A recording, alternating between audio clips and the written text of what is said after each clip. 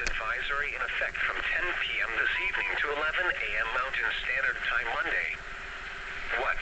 East winds 20 to 30 miles per hour with gusts to 45 miles per hour near canyons from Box Elder Canyon to Mill Creek Canyon. 25 to 35 miles per hour with gusts to 55 miles per hour for typically prone areas in eastern Davis and eastern Weber counties from Ogden to Bountiful. Where? Eastern Box Elder County, northern Wasatch Front in Salt Lake Valley. When? From 10 p.m. this evening to 11 a.m. Mountain Standard Time Monday.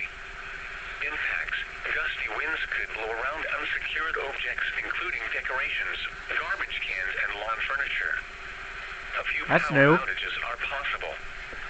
Use extra caution when driving, especially if operating a high-profile vehicle. Secure outdoor objects.